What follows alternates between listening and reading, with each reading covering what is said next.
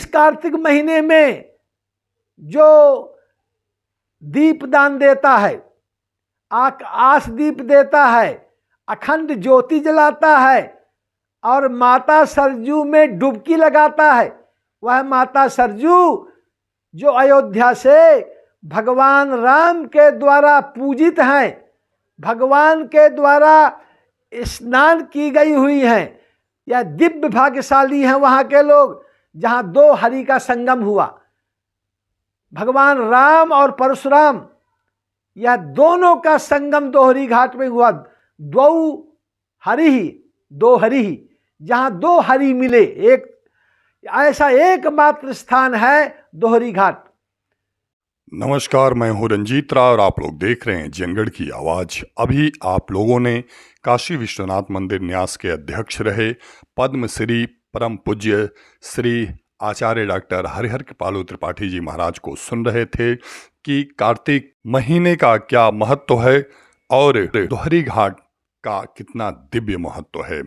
आप लोगों को बता दूं कि बनारस DLW स्थित अष्टादशभुजा मंदिर माँ दुर्गा का दिव्य दर्शन करने के बाद लोग गुरुजी से शिव शक्ति धाम में वहीं उसी स्थान पर मार्गदर्शन प्राप्त करते हैं और गुरुजी अपने आशीर्वचनों से लोगों को सकारात्मक कर देते हैं। अब आप लोग परम पूज्य गुरुदेव जी को सुने कि उन्होंने कार्तिक महीने का महत्व और मऊ जिले के दोहरी घाट में प्रवाहित होने वाली माँ सरजू नदी में स्नान करने के क्या पुण्य फल हैं, इसके बारे में गुरुजी ने विस्तार से बताए हैं और इस नदियों में क्या नहीं करना चाहिए, क्या वर्जित है, उसके बारे में भी गुरुजी विस्तार से बताए हैं। आप लोग गुरुजी को इस वीडियो में अंत तक सुनिएगा। बहुत बहुत धन्यवाद। आदि गंगा सरजू जो दोहरी घाट से प्रवाहित होती है, यह दिव्य भाग्यशाली हैं वहाँ के लोग जहाँ दो हरि का संगम हुआ। भगवान राम और परशुराम, यह दोनों का संगम दोहरी घाट में हुआ। दो हरि ही, जहाँ दो हरि मिले, एक ऐसा एकमात्र स्थान है दोहरी घाट।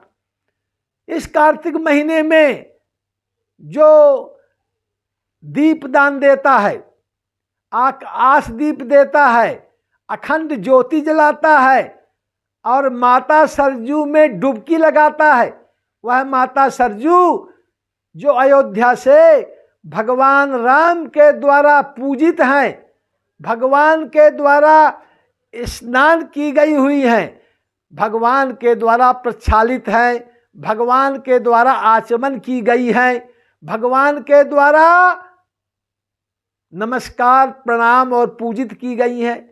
ऐसी भगवती सरजू दोहरी घाट में आकर के मिलती हैं और वहाँ के लोगों के लिए यह बहुत बड़ा सौभाग्य की बात है कि भगवती सरजू का सबको सामीप्यता प्राप्त हो गई है। वहाँ पर डुबकी लगाना चाहिए, साबुन लगा करके मल के स्नान वर्जित है। आप डुबकी लगाइए, 1 डुबकी लगाइए, 3 डुबकी लगाइए, 5 डुबकी लगाइए, 9 डुबकी लगाइए, अपने पति के नाम पर लगाइए, अपने पत्नी के नाम पर लगा दीजिए, अपने पिता के नाम पर, माता के नाम पर डुबकी लगाइए। आप जिस के नाम पर स्नान में डुबकी लगाएंगे वह पुण्य फल उसको मिल जाएगा। इसलिए स्नान करिए, दीप जलाइए, आरती करिए। जय आरती की जय सरजू मैया की आरती करिए, सुंदर पुष्प अर्पित करिए, बढ़िया धारा प्रवाह जगदम्बा ललिताम्बा पराम्बा राजराजेश्वरी सरजू मैया के एकदम शरण में हो जाइए। वह आपको संसार के इस समस्त सुखों को दे करके अंत में आपको अपने लोक में ले जाएंगी, फिर आपको इस संसार में आना नहीं है। इसलिए पवित्र जो हमारी सरजू माता है वह नदी के रूप में हमारे कल्याण के लिए बह रही हैं। वह कोई जल या कोई स्रोत नहीं है, वह तो कलयुग में मानव कल्याण के लिए वह माता जल का रूप धारण कर लिया है। वो तो जगत माता है, इसलिए उसमें गंदगी नहीं करना चाहिए। किसी भी पवित्र नदियों में मल मल के स्नान नहीं करना चाहिए, वहाँ आचमन करना चाहिए। गंगे तव दर्शनात् मुक्ति ही, सरयू तव दर्शनात् मुक्ति ही। उनका दर्शन मात्र कल्याण कर देता है, इसलिए उनका दर्शन करिए, आचमन करिए, डुबकी लगाइए और आरती करिए, धूप दीप नैवेद्य अर्पित करिए और प्रार्थना करिए कि हे माता सरयू, इस दो हरि जहाँ भगवान राम और परशुराम का मिलन हुआ है, ऐसे दिव्य स्थल पर आकर के दान धर्म और पुण्य करिए और पुण्य के भागी बन करके इस संसार के समस्त सुखों को भोग करके अंत में भगवान के धाम को पधारिए।